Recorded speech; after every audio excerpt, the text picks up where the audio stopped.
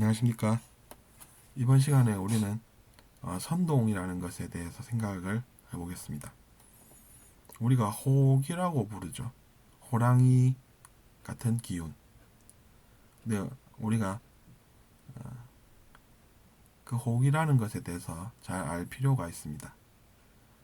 호랑이 선생님이라고 다들 들어보셨죠? 학교에 가면 호랑이 선생님이 계십니다.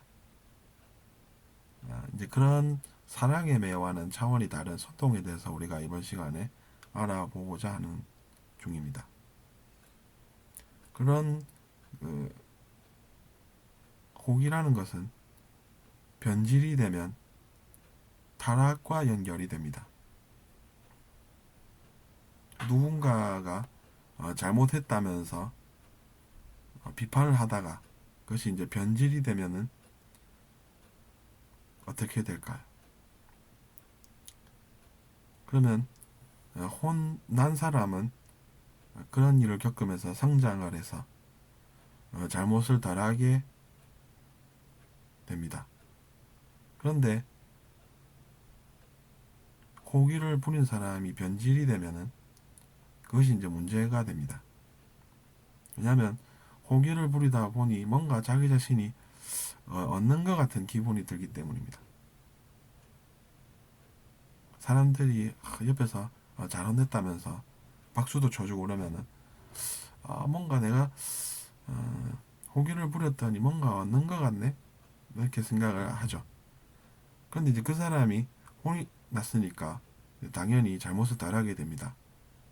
그러면은 그 사람은 이제 걔가 잘못을 안 했더니 내가 얻는 게 별로 없네 이런 생각을 또 하게 되는 것입니다.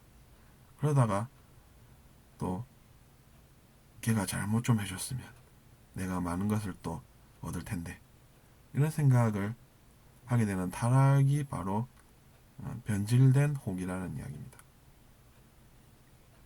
그때 우리는 선악과라는 것은 과일처럼 단 것이구나 라는 것을 생각을 해볼 수가 있습니다.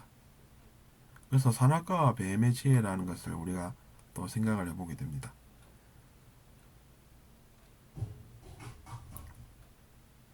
뱀의 지혜라는 것은 교활한 지혜입니다. 간악한 지혜라고도 이야기를 하죠. 그래서 교활한 지혜는 이렇게 얘기를 합니다. 야, 너는 선해. 선한 존재야. 근데 두 사람은 왜 저렇게 많이 가졌어? 쟤는 혹시 악한 존재라서 그렇니? 이렇게 얘기를 합니다. 그러면 그 사람은 그 얘기를 또 안 들으면 될 텐데 듣습니다. 근데 살아보면 본인도 힘드니까 그 들은 이야기를 또 생각을 해보고 그러다가 이제 그 사람과 싸우는 그러한 결과를 낳게 됩니다. 그 사람을 비판하고 또 그것이 이제 비난까지 연결이 되는 것이죠. 그러면 이제 그 사람은 그러다가 또 고통받고 결국에는 허무해야 합니다. 그 사람이 진짜로 악한 존재인 줄 알고 그 사람을 비난을 했는데 내가 고통을 받고 허무해. 그렇게 생각을 한다는 것이죠.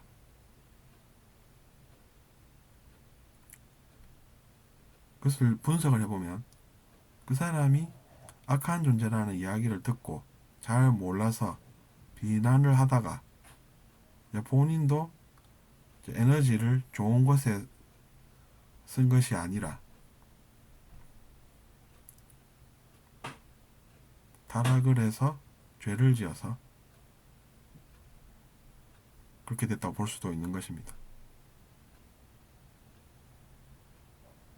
우리가 죄와 타락이라는 단어에 대해서 반발심을 가지고 있을 수도 있는데 그것은 이제 제가 볼 때는 이해하는 과정에서 필요한 개념에 불과하고 사실은 이제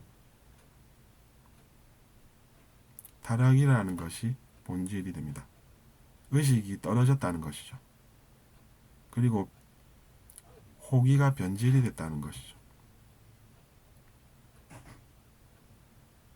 처음에는 안 그랬는데 비판이었죠. 거기까지는 건전한 비판이었는데 사람들이 박수도 쳐주고 하니까 내가 뭔가 얻은 것 같아서 내가 기분이 좋구나. 근데 그 사람이 그 사이에 잘못을 달하게 되고 성장을 하게 되는 것이죠.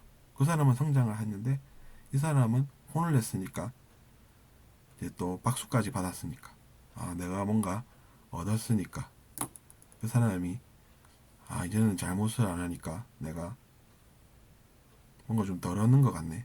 잘못 좀 해줬으면 좋겠는데 뭐 이렇게 생각을 한다는 것이죠. 뭐 어쨌거나 우리가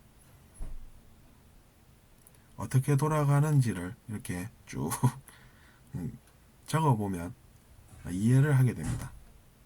내가 이랬더니 이런 결과가 나왔고 그래서 내가 이런 결론에 이르게 됐다라고 정리도 할 수가 있다는 얘기입니다. 들어주셔서 감사합니다.